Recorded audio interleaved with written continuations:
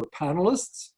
Rima Shamieh, a Capital District Transportation Committee, that's the regional metropolitan planning organization. Rima is a planner who helped develop the bike master plan back when she was with the city planning department. Also city engineer Chris Wallin and the city's director of planning and development, Kristin Diotte. They will talk about how the master plan was created, what has happened with it so far, and what is likely to happen in the future. I'd like to welcome them all and thank them for participating. Some housekeeping. This presentation is being streamed live by the Capital District Transportation Committee on its YouTube channel and also by Open Stage Media at Proctor's. And it is being recorded for future viewing. During the webinar, please feel free to type questions in the Q&A field and comment in chat. Keep the comments in chat to technical stuff and make clear that the questions are questions by putting them in the Q&A field. I will be monitoring both and ask questions of the panelists during a 20-minute Q&A session following the presentation. And now let's begin.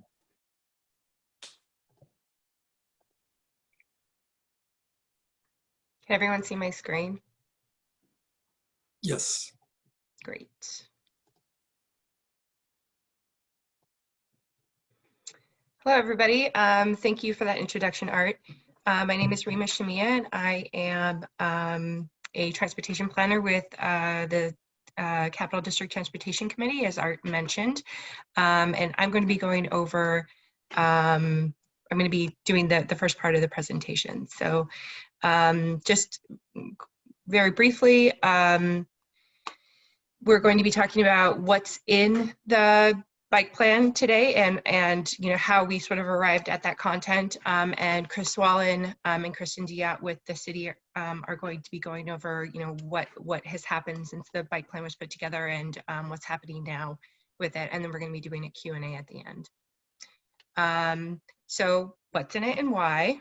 First, a little bit about me. As Art mentioned, currently I'm a transportation planner with the Capital District Transportation Committee. I started there in 2018, but before that I was an assistant planner with the city of Schenectady, and it was in that capacity that I was involved in this program as a project manager. So a little bit about the CDTC. The Capital District Transportation Committee is a designated metropolitan planning organization for our metropolitan region, including, and that includes the counties of Albany, Schenectady, Rensselaer, and Saratoga. And the committee oversees the allocation of federal transportation funding in our region, and it makes decisions based on consensus in the committee. And the committee is staffed by 13 employees who provide technical assistance to the CDTC's Policy Board and Planning Committee, and also has a work program. And part of that work program is the Community and Transportation Linkage Program. It is a program through CDTC that allows, provides funding for local community-based transportation and land use plans.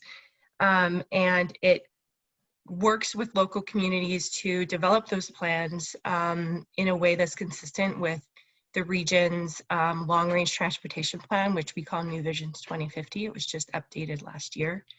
And so the Schenectady Bike Plan was part of the 2015-2016 linkage program docket. So what is in it?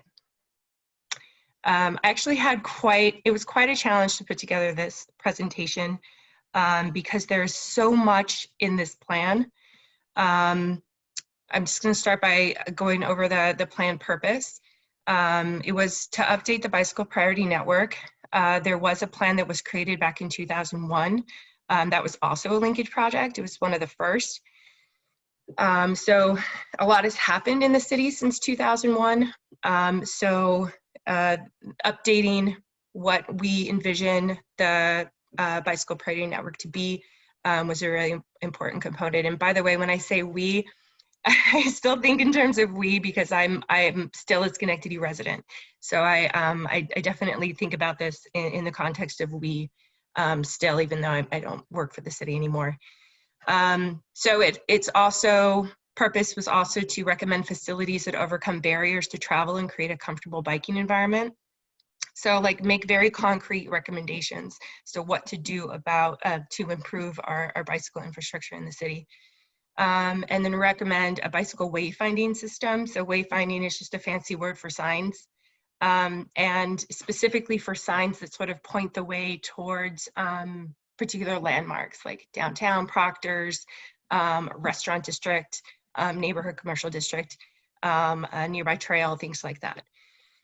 Identify policies and programs. So not only that hard infrastructure, but the soft infrastructure as well, those programs, that sort of human touch. And then identify key locations for the rollout of the bike share stations. And that last bit I'm not going to talk about tonight. The bike share has been rolled out, it's taken off, it's doing really well. And CTTA has really figured out very good systems to determine, you know, what key locations to go after. Even though this plan did feed into that significantly in the beginning, they're sort of, they've taken off on their own. So contents includes existing conditions, recommended types of bicycle facilities, public outreach summary, proposed bicycle network, implementation strategy, and then appendices that are pretty extensive that include street design guidelines, program and policy recommendations, and funding opportunities, and even more than that. So existing conditions. I'm going to spend a little bit of time on this. I think it's really important for everybody to understand what it is. How we get to where we want to be also depends on where we came from, what we're starting with. So, you know, we're not one of those cities that have a perfect grid or have, you know, generously wide streets everywhere that we can just kind of do whatever we want with. So like we're working with, you know, what we have, we have a certain starting point. So here's our starting point. Existing bike infrastructure. We did have some when we started back in 2016. The Mohawk Hudson Bike Hike Trail goes through the city or along the city. The Vale Central Park Trail, the State Bike Route 5, the Knott Terrace Road Diotte. And I just wanted to point out that some of these are sort of paper trails versus pavement trails. So you have the State Bike Route 5, for example, there's signs, but there really isn't anything on the road per se that you would look at and know, oh, bikes are, you know, the street was designed for bikes in mind as well as cars. And then you know, as opposed to something like Knott Terrace where, you know, there's very clear pavement markings that indicate that, you know, there's a place for bikes. So we have both. Infrastructure barriers. As I was saying before, you know, we're starting from a certain place, and that place includes some high-speed corridors and some high-traffic corridors, certain parts of Erie, State Street, and Route 7. We've got some narrow right-of-ways like portions of Washington, Liberty, Franklin, and Union. We've got steep grades like Broadway and also Union. We've got a number of bridges, Freeman's Bridge, Kings Road, the area under I-890 and Broadway can be challenging. Michigan, the Michigan Bridge, and then the Route 7 and State Street interchange.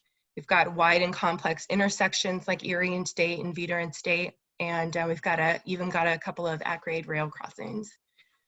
There are also some opportunities. So we've got a lot of, you know, some of our neighborhood streets have low traffic volumes. We've got some streets that have really wide right-of-ways that present a lot of potential. We've got economic centers, not just our downtown, but also neighborhood business districts and areas just outside the city limits, like Rotterdam and Niskayuna, that have economic draws. And then we do have connections between those things. Traffic volume. In transportation land, transportation speak, we call it the average annual daily traffic. It's the annualized average of the number of cars that go up and down a particular street. So green is light traffic on this map. Red is high traffic. Obviously 890 has a lot of traffic, Route 7, but also, you know, Erie Boulevard, Broadway get a lot of traffic, but we do have a lot of other roadways that have less, and even parts of State Street, for example, has relatively low volumes, and there's potential for areas like that. So it's good to keep in mind traffic volumes because it informs the design and the safety of the roadway, and you combine that with other factors to determine your appropriate bicycle infrastructure. So bicycle collisions. This is important data. It's important to keep in mind like what's going on the ground when we're trying to figure out what to do about our bicycle infrastructure.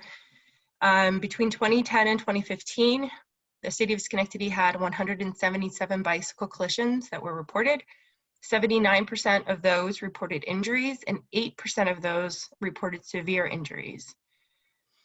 So we're talking about brain damage, blindness, burns on 50% or more of your body, loss of a limb, things like that, things that are very serious and impact people's ability to care for themselves afterwards and impact their quality of life. So, and just a little note here that in 2011, our bike crash rate was a little bit higher than the per capita in the state. So ours was 0.5% and the state average was 0.3. So bike collision density, our bike collisions don't happen evenly throughout the city. They're concentrated in certain areas. State Street, west of Fair Avenue, Knott Terrace, Brandywine, Broadway, especially under the I-90 overpass, and the Mont Pleasant area, more or less where Crane Street is. So I just wanted to reiterate that, we can have complete streets to the extent where we have space in order to accommodate all of our different modes that we want to, to have on that roadway. So some of our roads are really wide, but some of them are not, and some of them are actually both. So facility types. The plan goes over this concept of types of cyclists. There are a small number of cyclists that are strong and fearless. They will ride anywhere. They don't care about, they're confident enough so that, heavy traffic or fast traffic doesn't faze them. They will ride wherever they want to go regardless.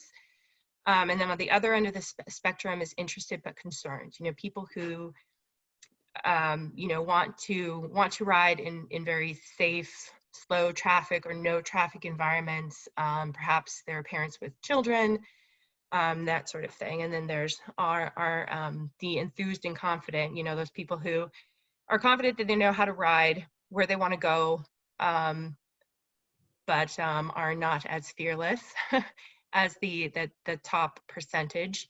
And then of course there's the no way in the world can you possibly get me on a bike to do anything at any time, anywhere. So we have those as well. And those percentages I should mention is just sort of generally speaking in a population, those are the percentages. We did not, these aren't specific to Schenectady. Different types of facilities. So all roadways are not the same. So not all of our bike infrastructure should be the same. And the road types put limits on the bike infrastructure, which also puts limits on, who may be willing to use that infrastructure. So we've got protected facilities at the top here, for example, that that interested but concerned people might be most comfortable with, things like separated bike lanes, multi-use paths, street level separated bike lanes. And then we've got neighborhood greenways for interested but concerned. So traffic calming, traffic diversions, intersection treatments. Enthused but confident might be more, might be willing to do something like bike lanes or buffered bike lanes or not unbuffered bike lanes. And then strong but fearless, can feel comfortable on sharrows or on just a simple straight shoulder. And so, as I was pointing out before, the you know, there's different types of infrastructure is more or less appropriate for different types of cyclists. So you have things like neighborhood greenways, which would be most appealing, likely to be most appealing for people who are interested but concerned. And then you have things like, you know, state bike route 5, which goes down State Street, portions of State Street. That it's just simply signed. That's all. That doesn't even have sharrows. So public outreach and demonstrations. So how do we decide what's in this plan? We did a number of things. We did a stakeholder workshop. We did public survey. We did a couple of demos. One was the Washington Avenue contraflow demonstration, and another one was on Craig Street and the surrounding side streets. And then we also did a public presentation and had a public comment period. So stakeholder workshop, we had about 20 stakeholders. Most of them were cyclists. We had a handful of people who were represented neighborhood business associations or Metroplex and organizations like that. And we worked with this group of stakeholders to identify barriers and opportunities and needs for infrastructure, for programs and policies, and identified specific streets and neighborhoods and problem spots to sort of zero in on and concentrate on those areas. So the Washington Avenue contraflow demonstration. So we installed a temporary contraflow and sharrows on Washington Avenue. So as many of you probably know, Washington Avenue is a one-way street. It starts at State Street and goes into the stockade. And if you were to stand on the curb and watch the cars, they drive very fast down that street, most of them, even though it's just a one-way street and it's quite narrow. So, and also it is on the Mohawk Hudson Bike Hike Trail, even though it's on trail and eventually it kicks you back onto an off-trail route. But for this portion of it, it's on the road. So what we did was we put in these bollards and temporary markings to delineate a counterflow lane so that people, instead of taking the sort of, it's a bit of a convoluted detour around Washington Avenue to get back onto the bike hike trail, we just had it continue on that same road. It's only about a block, or I think it's just a block. And so people, so cyclists can go in both directions, but car traffic can only go in one direction. We were able to take, you know, that 5-foot lane, that 5-foot section of the segment to dedicate it to bikes. And we also, so we put sharrows on the other side, so you can see here. And as you'll see in the next image, this is down the street. At this intersection, we put a little roundabout to as a traffic calming measure.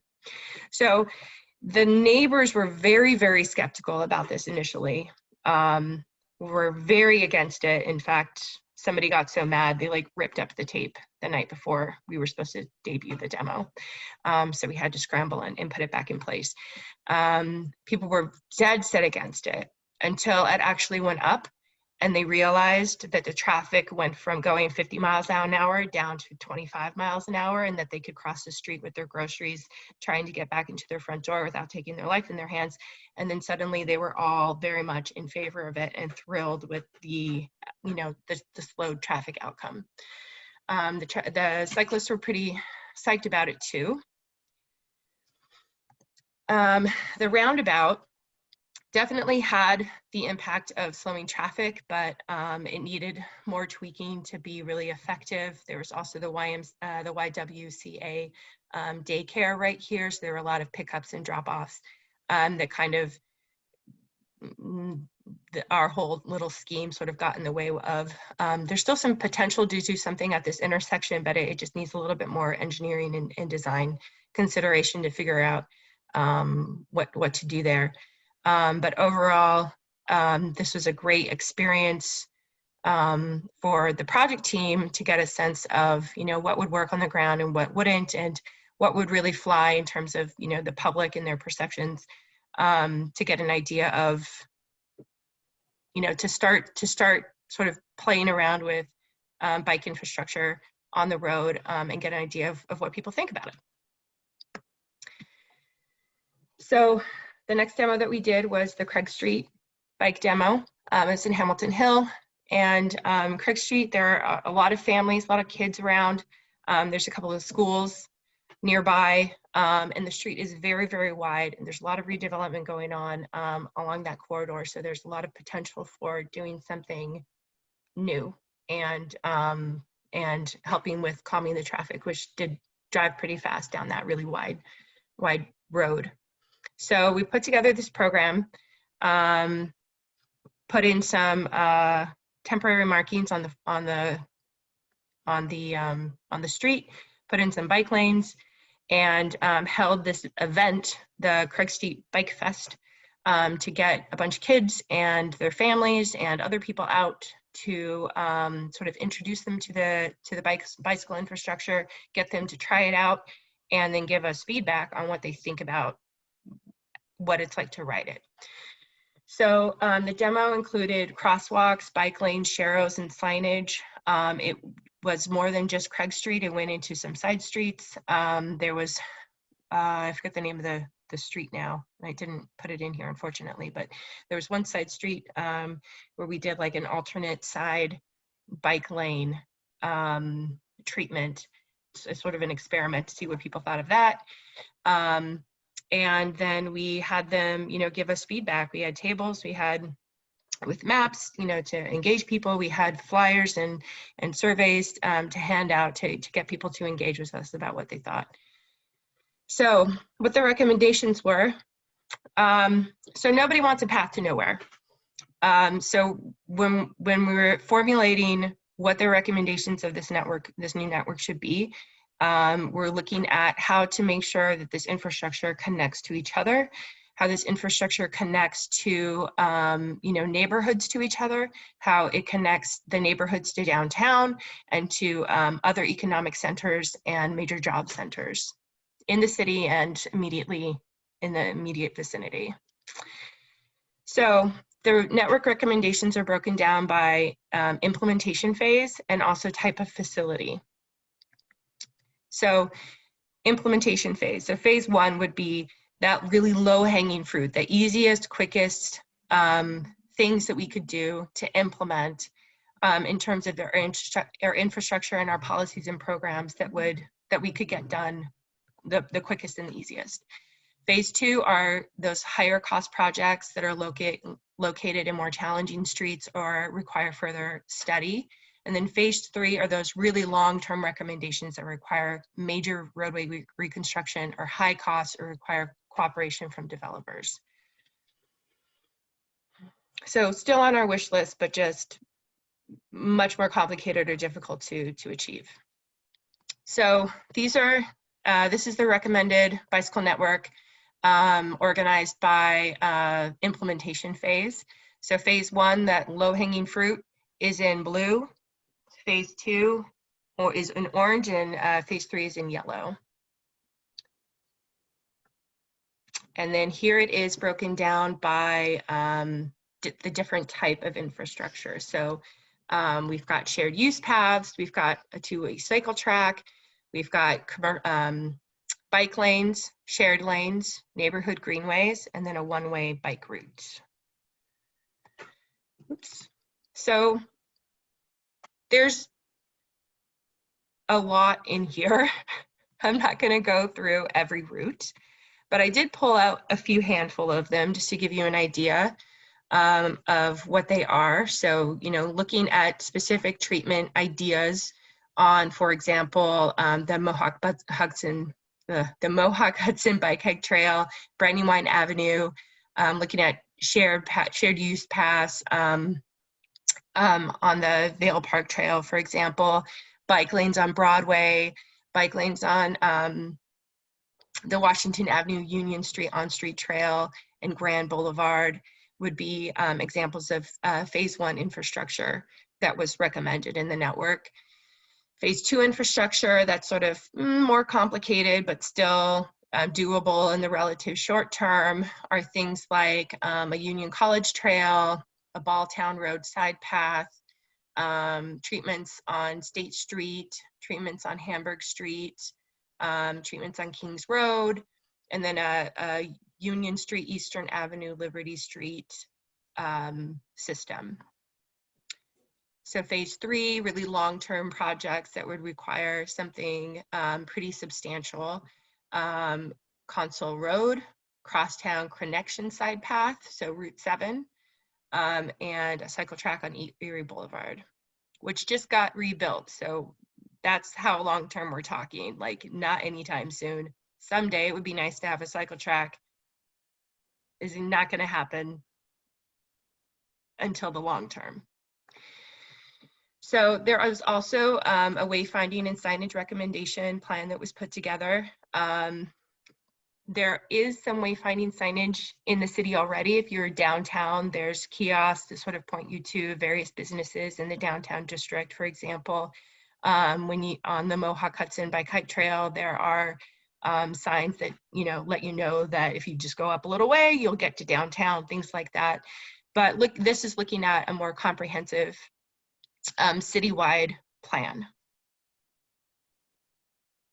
And lastly, there were policy and program recommendations that were included in the plan.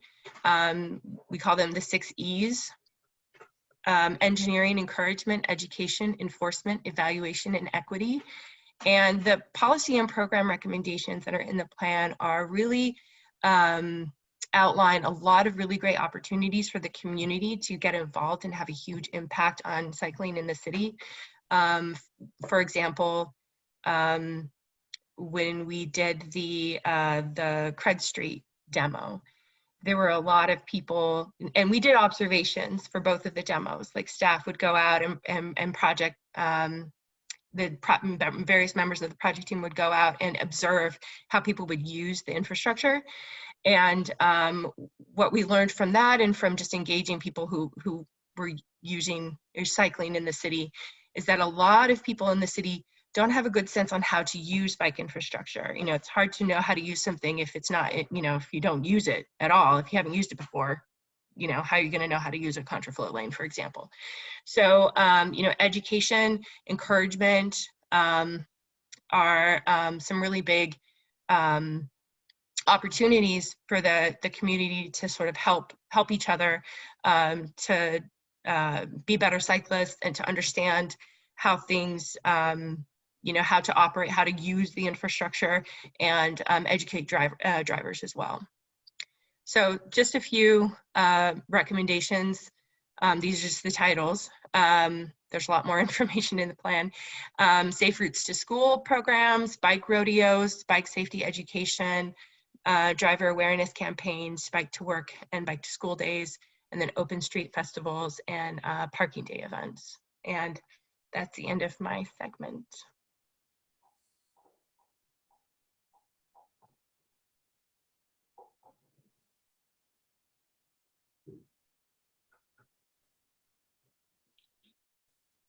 Okay, Chris or Kristin, you want to take it from here?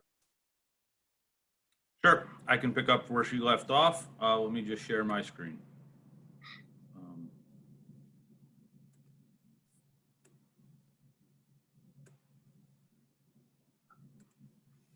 Okay, Art, can you see this? Yeah, I can.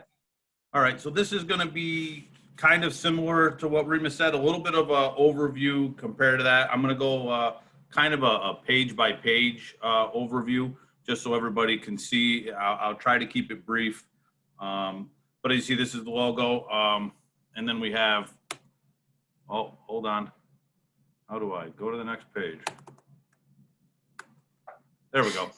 All right, so there we have the network. So what I'm focusing on right now is I'm going to focus on phase 1 and then some of the things that the city has done in the plan, and then kind of where we're going. And then we can open it up to the next phase after that. So this is phase 1. It's a similar map to what Rima showed right out of our bike plan. And now these are going to be the things from it. So on this, you see that we have the Railroad Bridge 1A, Vale Park Trail, Mohawk Hudson Bike Trail, and Brandywine Avenue with these. So I'm just going to go through, the Railroad Bridge. That was a study that the city did in cooperation with the county, which was completed in 2018. And we determined a way to approach this. However, given the FEMA project that was recently in the news, it actually was put on hold because some of the recommendations in that report conflict with the FEMA study and then where the homes would go in comparison to where the trail would go. So even though we did do the study with recommendations in 2018, the FEMA project being in a state of, I would say, design, we'll just say design overall, has kind of put that on a pause. Then we get to the Vale Park Trail. We did the connection there, talks about connecting Central Park and Bradley down Brandywine Avenue through McClellan into the park and finish that paving. So we did complete that portion of it. You get to the Mohawk Hudson Bike Hike Trail, that area there. There has been some work there. The Notch Street Pedestrian Bridge, that's an interesting one. I actually tried to put that as a DRI project. However, they didn't see that as a revitalization project. They saw it as, bike ped specifically. But I thought since it was right in that area that would be a great one because that bridge, it keeps coming up. I think it would be great to do something there, but funding for a project like that can be a little complicated. Then we have Brandywine Avenue. Brandywine Avenue, we're doing an HSIP project right now. And we did partially put that sidewalk down it, linking Bradley and Vale. So, we're doing some things with regard to that. Getting into the bike lanes, this is Broadway, Washington Street, and Grand Boulevard. So the bike lanes on Broadway, we have a project that's pending right now, federal aid project that's going to go from Weaver Street to 4th Avenue or Fairview.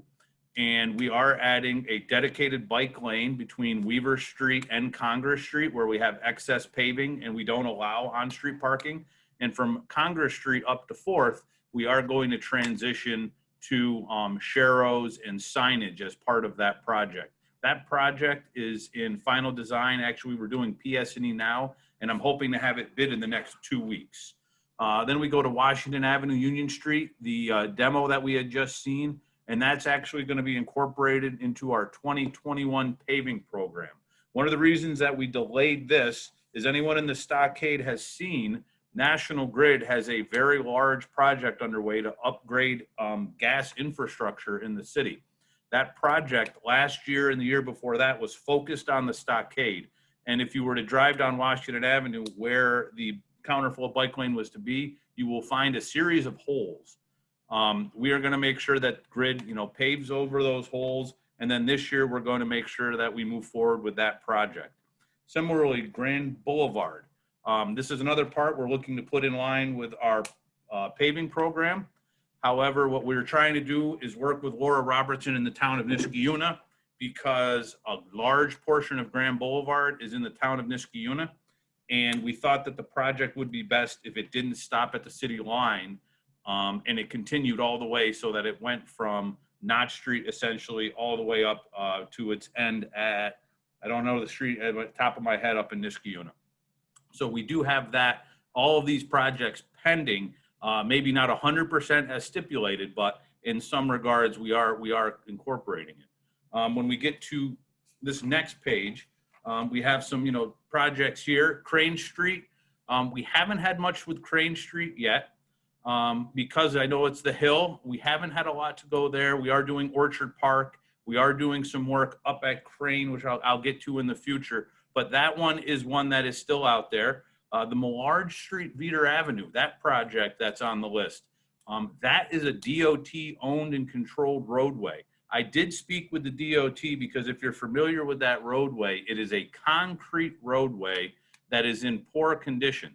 I have alerted them to its poor condition for the past 3 years, and finally they're looking to move that into a preservation project where I'm hoping that they mill the concrete and overlay it with an asphalt that will be smoother. So when we do that, I will forward them this to talk about how, you know, we do have this on the plan, and that is a wide road. Main Avenue, as you know, we have a, I can say we have some, oh, I don't know what just happened there, my fault. I'll say we have a project pending, 2123 Main Avenue, Craig Street. That will get a little bit more in the future. That is a very large project. Similar where we have the Maxson Road and Peak Street project. Maxson Road is a private road. It is owned by the Gillespie Corporation, so it is not city property. However, there is a current project that is, sorry, there is a project on the DRI to create the J Street connector, which I'm sure a lot of you are aware of, which would link South Avenue to Notch Street.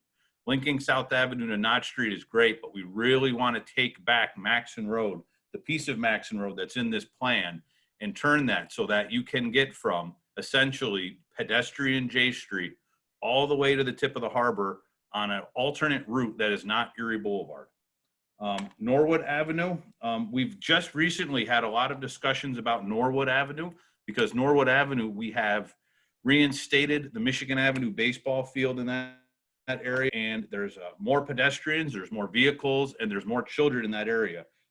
We did talk about possible one-ways and things that we can do there to increase on-street parking, slow speeds, but right now that's all very preliminary as the baseball continues to ramp up there.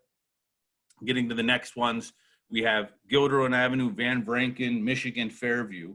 They're all very similar. They focus on measures that are more of your typical measures of lane marking, striping, the low cost measures. I'm sure Art would agree that that's really where the city has been lacking somewhat, is when it comes to the signage and the striping.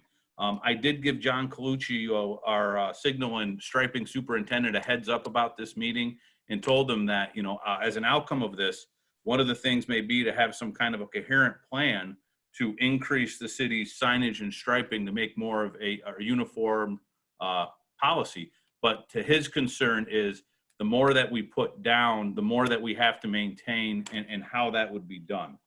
But keeping it to this, the Vale Park connectors, you know, that's a pending project that we have right now. So we have a couple of things going on right now. One is a Vale Park project that will link the trail in Vale Park to Eastern Avenue to Irving Street.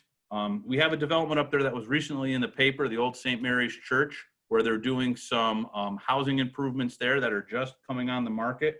And what we have is an opportunity to link that neighborhood to the park using a new section of paved trail and some wayfinding. That project was a go for last year, but then was put on hold by the department, a dormitory authority, due to COVID, when the state froze or paused, as I like to say, all of those projects. So we did have a pause. We are working with DASNY to reinstate, but that is one.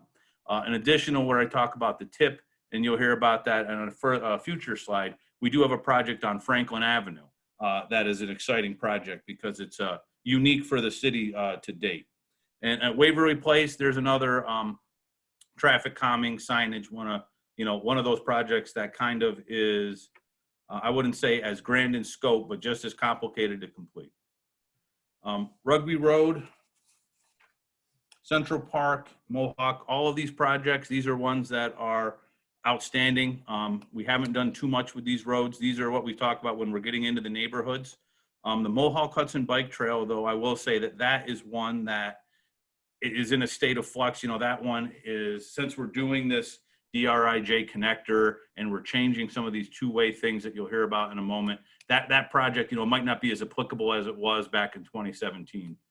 Additional projects that we've done to date in this little box here, they call it the Mohawk River Trail Extension, which is a project that the city and the county worked on, which connects the Mohawk Harbor to the Mohawk Hudson Trail along Maxson Road Extension. That project we recently completed at the end of last year by finishing the pavement up to the rail crossing. So now there is a dedicated bike lane at the crossing with its own arm.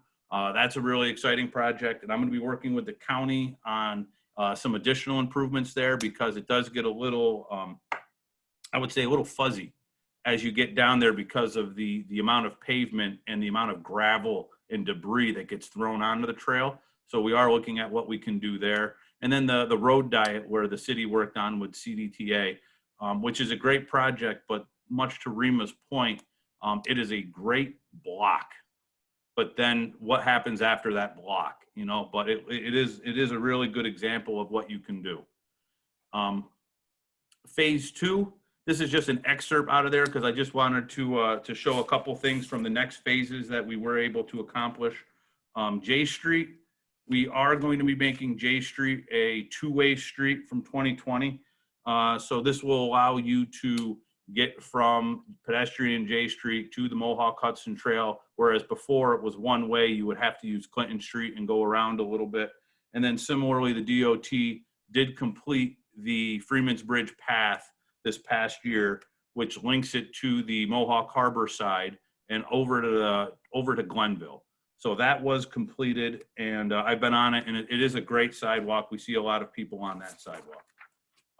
Going into the next phase, here's a list of capital projects pending this year that have to do with either pedestrians or bicycles. The Washington Avenue counterflow bike lane, which we just spoke about earlier. Broadway pavement preservation. We also spoke about earlier with the dedicated bike lane and some signage. Brandywine Avenue highway safety improvements. This is not a bicycle-centric focus, but it will be the first raised intersection at Brandywine and Albany in the city of Schenectady, with the goal of slowing traffic and bringing pedestrians to the front. Not Rosa Wendell, that will also be going this year. Not Rosa Wendell, pedestrian improvements on the signal, reducing of crossings. We have a pedestrian safety action plan in the J Street two-way conversion downtown. Kings Road Bridge replacement. That project's been out for a little while, but if you recall, the city was able to secure an additional $1.3 million to ensure that the bridge had adequate bike shoulders. The original project had a 1-foot shoulder. We secured additional money to widen the bridge so that we have shoulders on both sides adequate for bicycles. The Vale Park Eastern Ave connection, which we talked about, Grand Boulevard we talked about.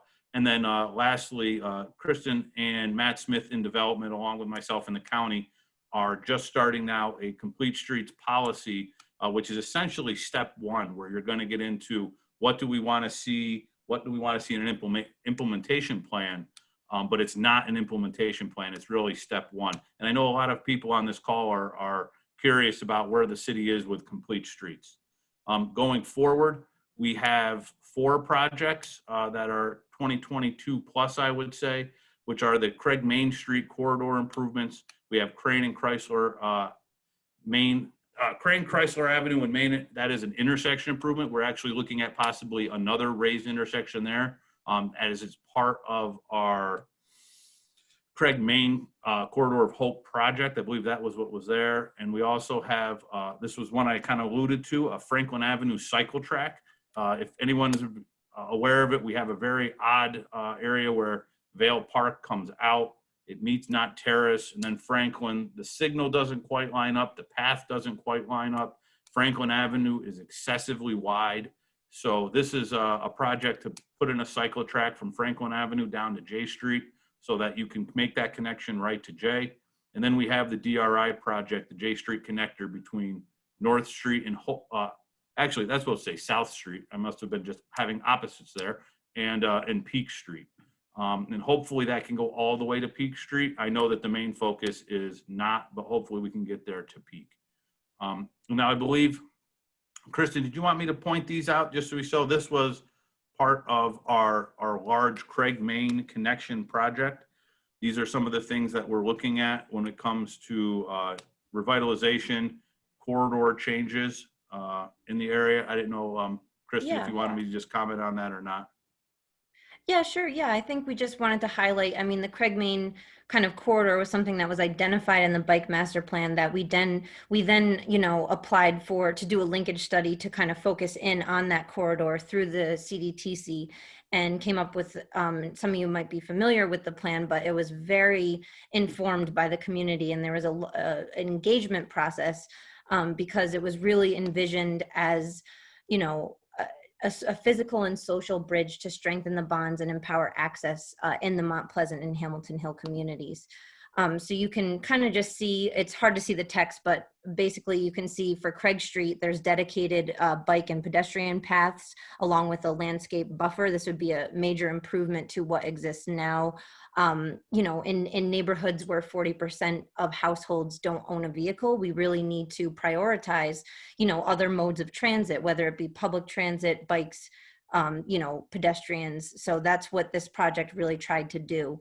And then that kind of extended over to the Craig Street, the Craig Street Bridge, which connects over to Mount Pleasant, and is a walking route to schools on the other side. So I know that's been another project in partnership with the Schenectady Foundation to really incorporate public art through the Cocoa House and the Art Center and other partners. There's the Common Unity Banners project that will really kind of enhance the experience of people who walk across that bridge to get, you know, from A to B, and really kind of think about the access and connection between resources in the community. So this is something that was kind of really envisioned as a comprehensive, you know, yes, thinking about bikes, but also trying to incorporate all of the other aspects that make, you know, that make these connections kind of more vibrant and able to be utilized. A similar thing, I think, Chris, if you just, the next slide just kind of zooms in on the Crane and Main intersection, where you can see, you know, we really just tried to basically reduce the crossing distances, create a tabled intersection with bump outs. For those who are familiar with this intersection, it's really confusing, you know, if you're walking and especially biking, or if you're driving, it's really kind of in need for improvement. So we have support for that.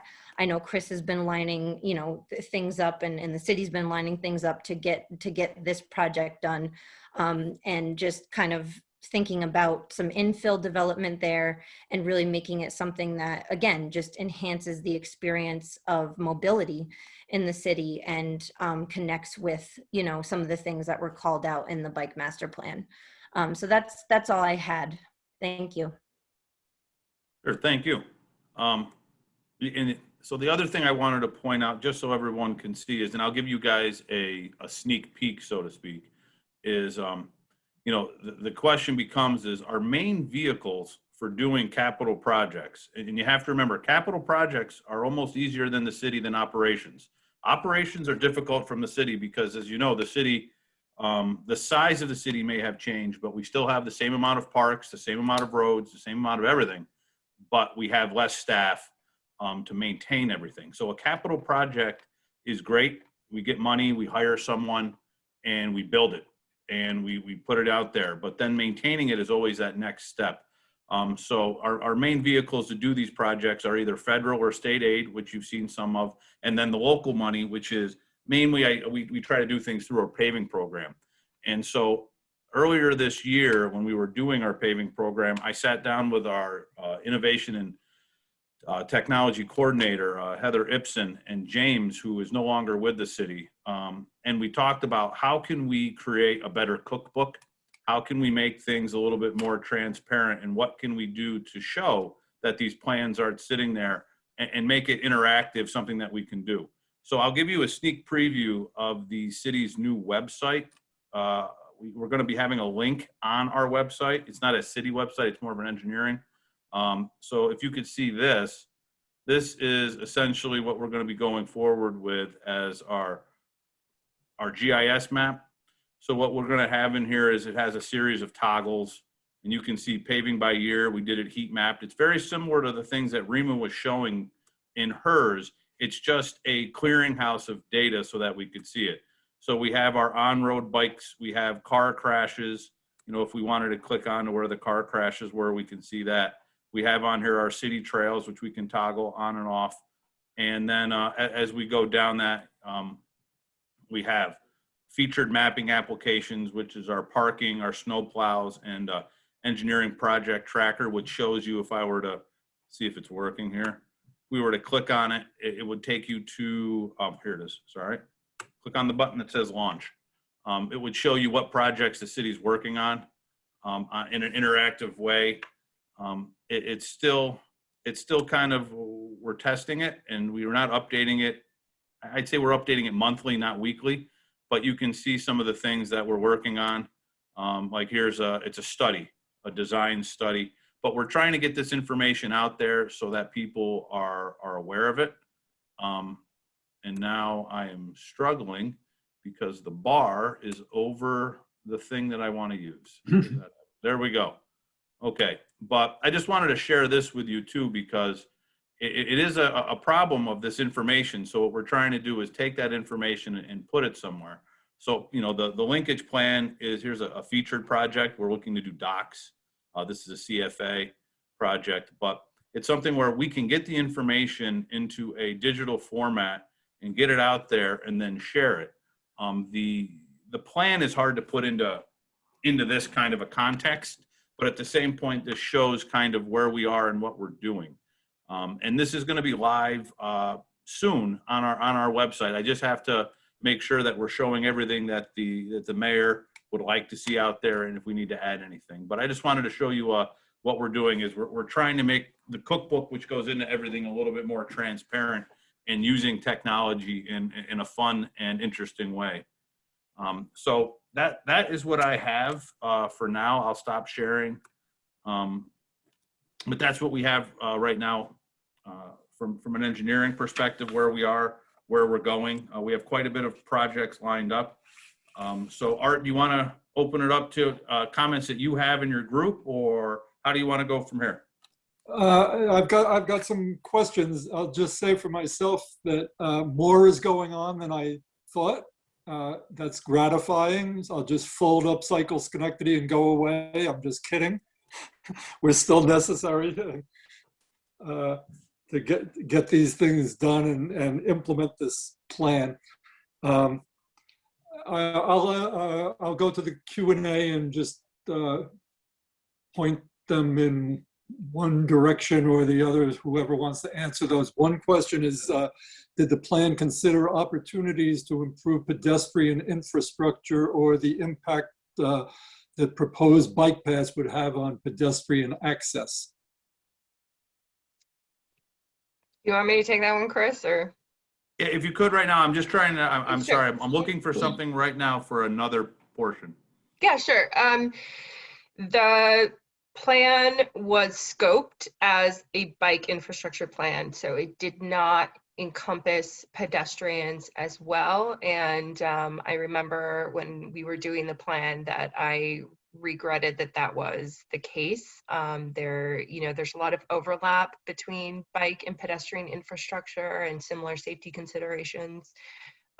So yeah, I mean, I would encourage the city, when you need to update this plan again, to expand it to a bike ped plan or a complete streets plan, or something that would be multimodal. Yeah, and I think we are taking that into consideration as we implement some of these things, like particularly with Craig Main. I mean, we're really trying to look at the whole picture and not just, silo out one, because everything overlaps. And I think, like Chris is saying, even just trying to get the coordination with utilities and things that National Grid is doing and making sure that we're all coordinated, it all impacts each other. So I think that is, a focus as we kind of zoom in on some of the projects that came out of the Bike Master Plan.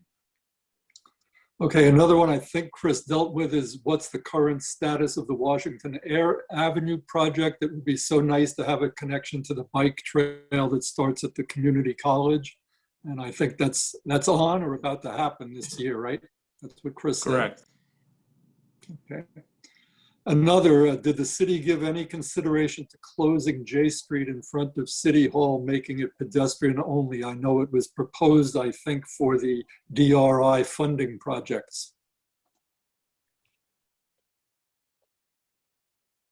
I was going to, I can jump in and grab that one. I just found what I needed, so I apologize. That was proposed. There were a lot of discussions actually about that. I would say that I think the idea was met with both skepticism and about how it would work. There were thoughts that we had about how we could close it, maybe make it a public space, and send the traffic around. I mean, one of the issues that we have is the street there, which is Franklin. When it gets down by the Pizza King in between J and there, it's that one way. So how would traffic adapt?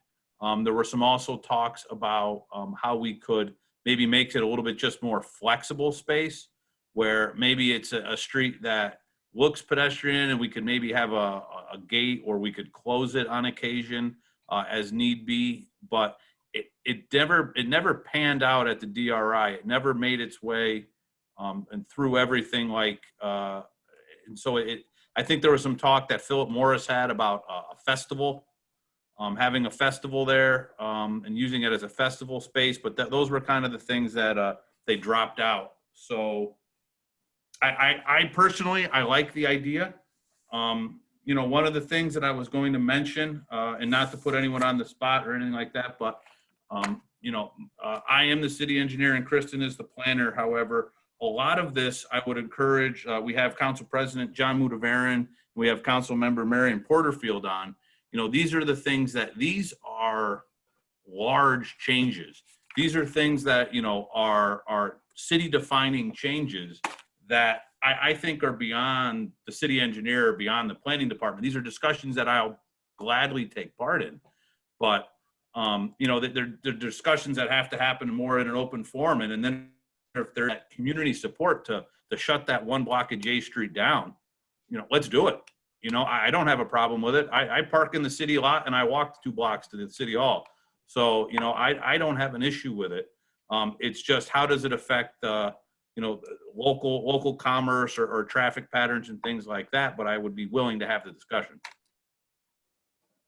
Yeah, also, Chris, to follow up on J Street, the question comes to mind. I think there was always a plan to make J Street 2-way by the post office between Liberty Street or Eastern and Union. What's happened to that? Oh, that was in my That would presentation, Art. That is happening this year. That's part of our PSAP and 2-way J. Okay, great. Glad to hear that. Yeah, and that's where I was saying we'll be able to connect in 2-way, and that's where we're hoping to be able to get all the way from Pedestrian J and then with the DRI connector all the way down to Mohawk Harbor. Because what we're trying to do is offer an alternate route to the roundabout, because I know that the roundabout is a barrier for bikes and peds. Another question, are there any efforts to educate car drivers to share the road with bicyclists? That's up to a group like mine, I would take it. The city's not going to take that on. It's not their job to educate drivers. Somebody else has to. But I will point out Cycle Schenectady has become part of a coalition with Schenectady United Neighborhoods called Safe Streets Schenectady, whose purpose is to kind of calm traffic throughout the city and slow the cars down. And speeding is a very big problem in the city, especially with the pandemic, with the roads more wide open. People are going faster and faster. So it might not just be a question of educating motorists, and it might just not be a question of enforcement, although we'd like to see the city speed limit lowered in many places from 30 to 25 miles an hour, but also the kind of infrastructure changes that are in the bike master plan. Some are, some aren't, and traffic circles and diverters and pinch points to narrow streets and slow traffic down. So we would like to see those things, and whether you're considering them or not, I don't know, but those things should be considered. Just want to add, Art, that the Capital Coexist mini grant program provides funding to organizations like Cycle Schenectady and municipalities to do safety campaigns. So, you know, you guys could do a safety campaign targeted to drivers, you know, through CDTC's Capital Coexist. Mm-hmm. Right. And Chris, it sounds like the Broadway plan calls for a separate path from Weaver Street to Congress, and then from Congress up the hill. You're just talking about Sharrows, which Arrows and signage. Yep. Right now it's Sharrows and signage, because we would need to eliminate on-street parking to get that all the way up. We do not allow on-street parking between Congress and 890, but from Congress up all the way into Rotterdam, we have on-street parking both sides. So we had a coordination meeting between myself, Jen Saponis with the CDTC, and our engineering consultant, and that was our solution to it, to try to put it together. But you know, if we want, to push farther, that's where I'm getting at, is these are, as we push farther into phase 2s or 3s, we're pushing farther into things that are going to be, where we talk about, we're going to start cracking eggs. We're going to start having to do things that make people uncomfortable, which is maybe not park directly in front of their home, or maybe not do certain things a certain way. Maybe a street is now one way that was two-way. And that's where, Cycle, what I would love to see out of Cycle New York would be to be that true advocacy group that says, we know what you're doing, but we'd like to focus on this. And then you're supporting us with your actions so that when we do it, it's similar to the, Washington Ave counterflow, where they're saying, great, we're happy you're doing this. And it's not, the city saying, hey, we're doing this. And they say, well, who the heck is Art Clayman and where does he live? He doesn't live here, and you go, well, he wants to bike by your house, and they go, oh my God, okay, so what do we, that's the kind of thing we're trying to avoid, is trying to make this there. But I wanted to jump. I spent the last 5 minutes looking for something, and you skipped the question. There was a question about Kings Road Bridge. Correct. All right, thank God for the internet. I was able to actually find the presentation materials. So I was going to just share for the gentleman who asked that question that this is the Kings Road Bridge rendering. So if you've been on the King Road Bridge as it is, there is no sidewalk. There is a 2-foot lane. And then, so what we're looking to do is a 5-foot sidewalk, 2 5-foot shoulders, and then narrow travel lanes. To get this, we added $1.4 million to the project, and the CDTC was in full support of doing it. To a lot of people, that's a lot of money. But we got that added to get that extra width, because we had to essentially add another, 2 beams to the bottom of this bridge to get that extra width. But I just wanted to show that we're showing 2 5-foot shoulders striped with the 2 10-foot travel lanes. So since it took me so long to find that, I wanted to show you guys. Chris, remind me, was there a sidewalk on that bridge before? There is not a sidewalk. No, you walk on the side of the road. Yeah. Yeah, and then conversely, we worked with Rotterdam, and they're putting a sidewalk on their half of it. So it's a great project. It's a great community project. There is only a sidewalk on the one side, because that's the only side that there's actually any need. The other side really has nothing on it. And then we're also going to be working on making sure we have the sidewalk on the other side in Schenectady, to make sure that people who get there can, are just not dropped into nowhere, that they're there. And let me just show you, when technology works, it works. I'll show you what is there currently. I'm going to share my screen again, guys, because it's such a great feature. I will show you this. This is what's currently on Kings Road. It is kind of what was on the Freeman's Bridge. The DOT, they put like a little paved shoulder there that if you walk single file like a lemur, you can do it.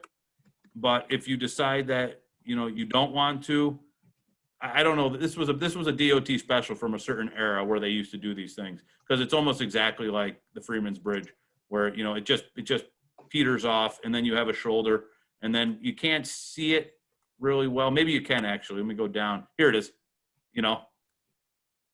Look at that.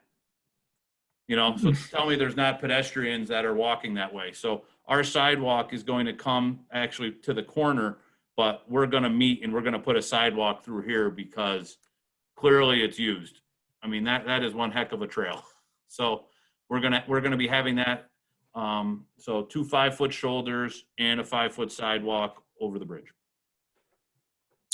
Chris, that's great. I think what you did, that little path you just showed, is something that planners call desire paths or something like that, which is the actual routes that people use rather than the engineers want them to use. And so you're using an existing one that people are actually using now and paving it over. That's a great idea. As is, in my view, this cookbook for paving is pretty exciting to me, to make that more transparent and let people know what's going on. And there seems to be quite a bit going on. Yeah, I mean, there's other things I didn't show you on there, which are, for instance, the NRSA area, the areas from HUD funding, things like that, where certain funding is applicable. Because I know we get questions about CDBG funding and why things can be put in certain areas and not in others, or why funding is used in certain areas and not. So we're trying to, like I say, make that clearinghouse there so that people understand when we make a decision how it's going. I mean, honestly, Art, one of the things here is, that's why I put my presentation in a way to be an update. And the problem with the city is, I had a meeting earlier today about a Francis Avenue bike project. It's a $4 million bridge rehabilitation project. And the guy on said, who is the PR person for the city? You know, well, we don't have a PR person. So we do the work, and I don't have the time to do the work and be my own PR person. And neither does Kristin, and it gets difficult. So that while we're doing these projects, we don't have time to tout them, and we don't have time to inform everybody about them. And then so it kind of makes it look like, in my opinion, that, you know, what working on, because I don't know. And it's too bad, because I think a lot of people are doing a lot of good work, but we don't stop and share the message. Yeah. Another question just came in via chat.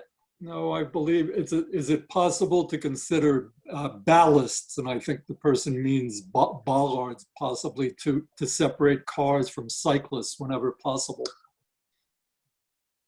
I mean, that's the preferred, you know, sharrows are the least desirable, maybe necessary in some places, but, you know, cyclists take a pretty dim view of sharrows, and, you know, the best solution is a real separation with bollards. And I know in New York City, they've actually moved parking from the curb out toward the traffic lane and use that as a buffer, and the bike lane goes between the parked cars and the curb. That's another way of doing it, to, you know, buffer them or shelter them from moving traffic.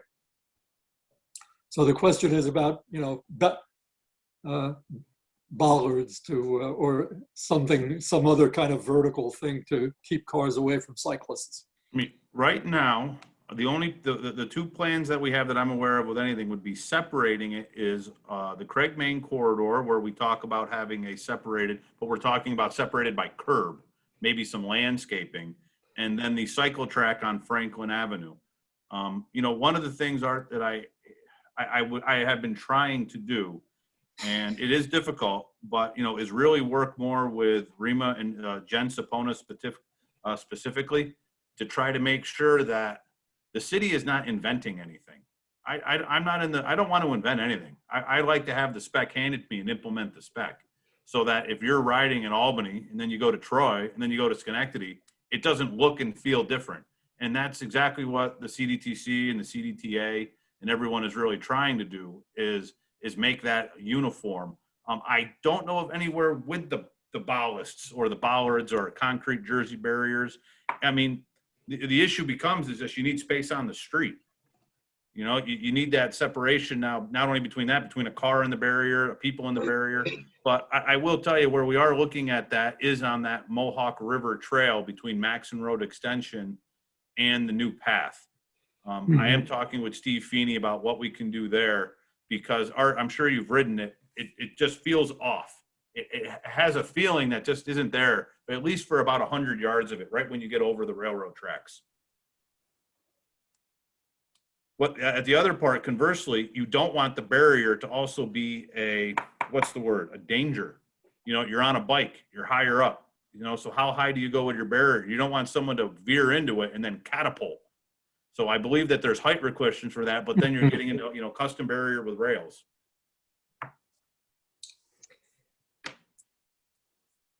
More questions. How can the public provide input into which projects are included in the annual paving plan?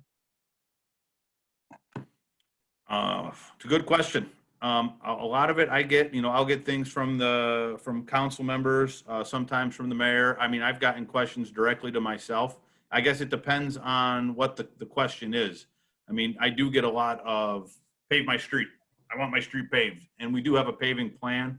And we're actually having an agreement with the CDTC. This is another thing that's going to go into the cookbook.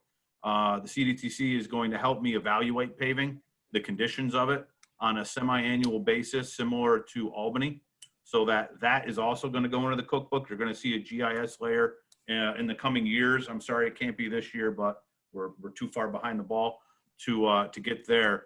But Tom, I would say that, if it is a simple request, you can always come to the Department of Engineering. And if it is something that you think is a larger request, that, I would go to, since we don't have wards anymore, I would go to your favorite council person and talk with them about how they can get something implemented. Another question is, how are these changes being communicated to the Schenectady Police Department? They will need to enforce keeping bike lanes open to bicycles. That's a big problem in New York City, where they have a lot of bike lanes and they're blocked more often than not. Yeah, and I work with Lieutenant Brian Whipple quite a bit. I'm very involved with parking and traffic. So no, we do communicate with him. I just communicated with him another project. This isn't what do I say? This is not a bike. This is a bike, not a pedestrian meeting. But I understand the concern. I can share with you, if you would just give me 1 minute, I'll share with you another project that we're working on, just so I can try to impress everybody with how much work 2 people are doing in engineering. Let me see if I can find this. No, that's the old one. Oh, I'll share with you the old rendering just because I don't want to waste everybody's time.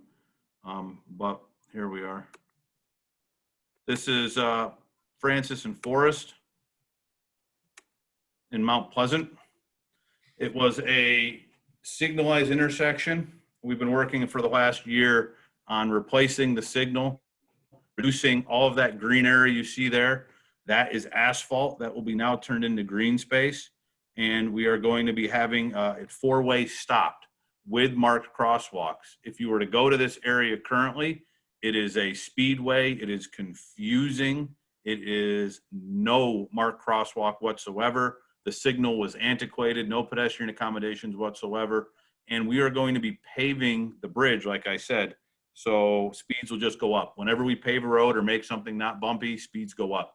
So this project is out to bid next week to come in and reduce the intersections, asphalt pavement, and make it a 4-way stop. This is very, very similar to what was done in Central Park 3 years ago, where we used to have that very odd intersection with the roundabout, and we took it out and we made it a stop.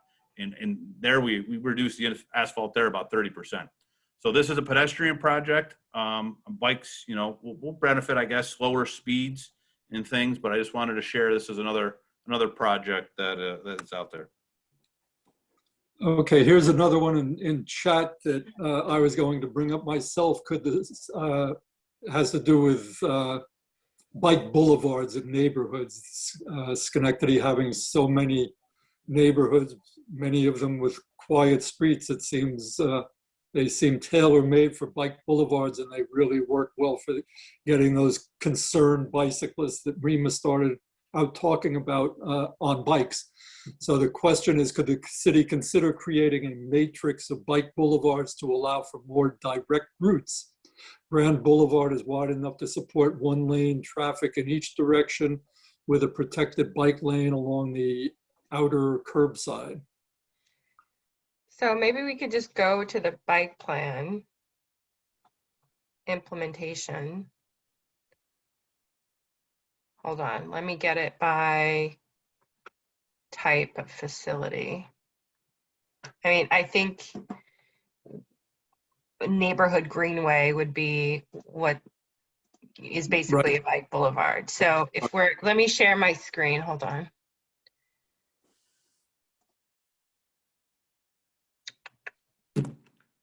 Art, I just want to point out, I have to get off at 8:30. Okay, yeah, we'll wrap it up in a few minutes. Good. Yeah, I just wanted to, I'm in a hotel and I've kicked the kids out while I do this, so I guess they're getting antsy. They need to go to bed. So neighborhood greenways here in purple. Yeah, so it's not exactly a grid. You know, we have some grids in the city, but Mm-hmm. what was the question again? Greenways, bike boulevards. Was the question? Oh, about paths along Grand Boulevard. I guess that was the specific question. So here's Grand.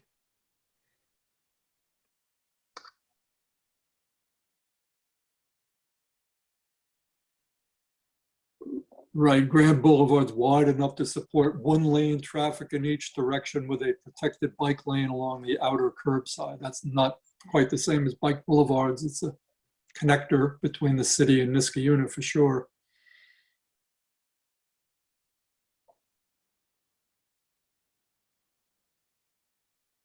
But there are plans for Lexington and Garner and streets around Rugby Road.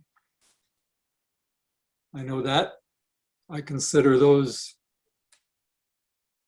places where you could have bike boulevards pretty easily. I mean, when we were putting together the plan, the question was not just could this street support some bike infrastructure, but how would that fit into the network? Mhm. Right. So like we could put a bike lane, you know, in the boulevards, but where what's point A and what's point B? Like what's the idea with this bike lane? You know, so when we were putting together the plan, that was, you know, the point is to create a network. So it had that focus. So we could be putting in a lot more bike boulevards than were presented in the plan, but it's just a question of how would that benefit the network? How would that benefit going from point A to point B? Yeah, we really want connectivity. That's the main thing. I mean, you started out by saying nobody wants a path that goes nowhere, and not, you know, the one on Knott Terrace is one that goes nowhere now. Yeah, and you know, like this, I don't remember the name of the street off the top of my head, but this path right here, you know, you could put up this path on any of these streets. They're all parallels, right? Yeah. So why here? Well, there was, you know, it's right next to the high school, and it connects up with Knott Street, Yeah. in Grand Boulevard, which isn't on this map, but you know, so you know what I mean. So you could put it here, you could put it over here, but it doesn't make a whole lot of sense to put it in both of those places. Correct. Mhm. I don't know if that answers the question. You know, Art, just to jump in, 'cause I know I have to leave in a bit. You know, Yeah. one of the things too, I want to just point out that if Cycle New York, you know, I'm willing to work with you guys as best we can in the council. Is like one of the areas I think that I would like to focus on. Like, I'm just looking at this. I have the presentation with me on vacation, by the way. This is the book. Just so you understand commitment. Beyond the call of duty. But the like Fair Avenue between State Street and the park, you know, that's a phase 2. It's kind of lumped in with Central Parkway, right? You might not even find it in there, but it's actually a pretty simple project. We have right away. It's the park. You can link people with state. There really is no good way to get there. So something like that, I mean, that would be one of those, like, you know, right. Yep. Right there. That section right there. I've gotten some questions about that. You know, that's one of those ones that's on my radar. I don't know where it is on yours, and it's in the plan, but it's kind of buried, you know. Yeah. And you look at Wright Avenue and you're like, oh, Wright Avenue, that's kind of complicated. It's a residential street, but it's like, what about Fair? Well, it's this little section, but I really think like those are the things that I'm trying to glean out of the report. And you know, and those are the kind of things if we could pick out. And if there's, you know, really big ones, then we got to have a bigger conversation. But those ones like Fair, they're kind of easy wins if we focus on them. Good. There is money coming our way from Washington as part of stimulus, and probably even more from infrastructure that seems to give us some opportunities. You know, we'd like to see some commitment that some of that money would be used for bicycle and pedestrian infrastructure improvements. Yeah, and I don't know what the forum's going to be like to do that, but I know that Albany and Troy have already come out and say that they're going to do public forums on money. And I think, you know, I've talked with the mayor about it, and the guidelines just aren't set in stone yet. We don't have any, you know, so I think he was waiting for a little bit more guidance from the government before he kind of goes forward with it. Art, Yes, Rima. can I take a question out of the chat? Yeah, sure. So there's a question, saw a presentation of Albany bike development that captured equity issues of who needs non-vehicle travel options. Do we have that in the plan anywhere? So when I went back into the plan and I dug back into it to put this presentation together, I did notice that there was existing conditions like report that was generated that I didn't see in the appendices that did look at certain equity components that went into that existing conditions analysis. And so it wasn't, I didn't see it in the report, maybe I just missed it. But the one that comes most immediately to mind, and that I think it was Chris who mentioned it. Oh no, it was Kristin who mentioned the number of households without a vehicle in like the Craig Main corridor area. When it was one of the reasons that why the city went after linkage money to do the Craig Main study, was that, you know, this was there was so much going on in that corridor, and you know, with all of the schools and the redevelopment and the Boys and Girls Club, and then you have, you know, I think she said 40% of the households don't have cars. There are, I mean, I can picture it in my mind. There was this map that showed the census tracts in the city that and it was broken out by the percents of each census tract of households that didn't have a car. So it did play a role in the network analysis and the consideration. The Albany bike ped plan, I think went into those equity considerations more deeply than the Schenectady bike plan did. CDTC in general is starting to push more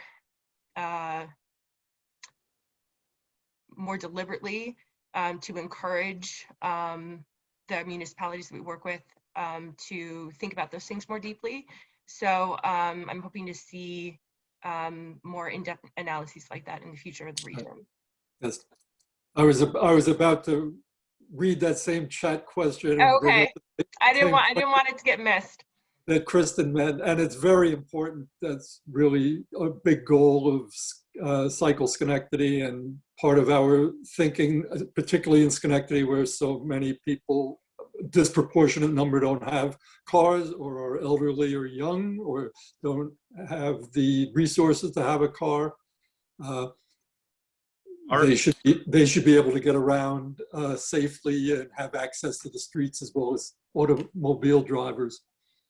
One thing before I go too, I would encourage Cycle Schenectady or your group to look at is amendments, updates that we could, you know, write and stick in. For example, I had a meeting with the CDTA recently about their bike share program, which isn't inherently mentioned in here with locations and how they're expanding that, but also there is we are getting e-scooters, and e-scooters and bikes are going to share the same space. So, you know, how the plan needs to adapt for e-scooters, they're not mentioned in this plan. You know, if we're going to try to use this document to keep it living, and so that when it's going to be 2027 before you know it, and the plan's dated 2017. And you know, that's one of the things that I'm looking at. Is I was talking once again with Jen Saponis about okay, well, where e-scooters are allowed, are they considered a motorized vehicle? Are they allowed on the Mohawk Hudson Bike Trail? Are they allowed on the multi-use paths on the bridges? Are we, as the city, going to allow them on the Vale Trail? And I really don't have an answer for you at this meeting, but there are questions that we have to have and, you know, that we have to talk about to see where we want scooters, because they're at our doorstep. They're going to be here soon. Right, they are tough questions, indeed. And yeah, if it's a living document, they have to be dealt with. But, you know, part of the point I was making before is, you know, people think of cyclists as, you know, weekend warriors and spandex and everything. And particularly in a place like that, people use bikes for transportation and rely on them. I'm also involved with the bike rescue. And when we were downtown on the most frigid winter night, when we opened the doors, there would be people who bicycled in and needed their bikes fixed so that they could ride them to work the next day, and then rode off at night in a snowstorm. So people really rely on bikes. It's not just the people who think it's nice to bike. They need them for various reasons, and they need a network of roads where they could be safe. So with that said, let's wrap it up. That's a long time. 8:30 for Chris. You can get out of here. I've got pizza on the way up from the shop across the street, so. Sounds good to me. Yeah. All right. Well, thank you, Art, for putting this together. Rima, thank you. Thank you, guys. Marion, thank you for your comment. I think we got all got quite a bit out of it. Thank you very much, guys. Good night, Thanks, everyone. everybody. Good night. Good night. Night.